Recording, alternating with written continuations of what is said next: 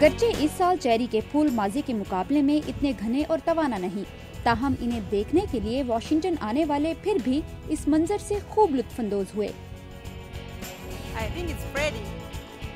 इस साल cherry blossom देखने के लिए आने वाले लोगों की तादाद काफी कम है।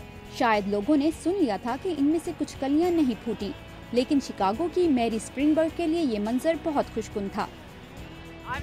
मुझे बिल्कुल भी मायूसी नहीं हुई। मेरा ख्याल है कि ये बहुत ही खूबसूरत है। मुझे यकीन है कि ये रिवायती तौर पर मजीद गुलाबी रंग के होते हैं, जिनके बारे में मैंने सुन रखा है, लेकिन ये उससे भी ज्यादा खूबसूरत हैं।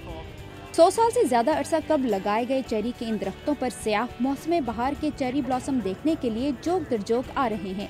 जापान ने अमेरिका को दोस्ती के इजहार के तौर पर 3000 दरख्तों का तोहफा दिया था। इनमें से 1700 दरख्तों पर मुश्तमिल एक पट्टी टाइडल बेसन कहलाती है, जो चेरी ब्लॉसम देखने के लिए सबसे मशहूर जगह है।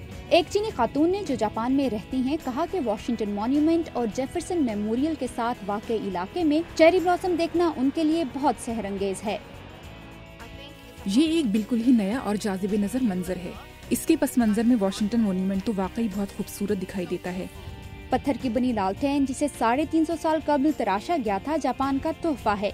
ये पुराने पेचदार दरख्तों के दरमियान मौजूद है, जिन पर इनकी उम्र रसीदगी के बावजूद इस साल कुछ बेहतरीन फूल खिले हैं। जर्मनी से यहाँ आने वाली एक खातून इनकी तस्वीर खींचती हुई बहुत खुश थीं।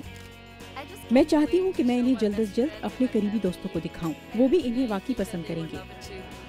चेरी के फूल सिर्फ 1 या 2 हफ्ते की जिंदगी पाते हैं, जब तेज हवाएं या सख्त बारिश इन नाजुक फूलों को मुरझा देती है और यूं वो जमीन पर गिर जाते हैं और ये मंजर आइंदा बरस तक के लिए मोखर हो जाता है। वर्दा खलील, VOA, वाशिंगटन।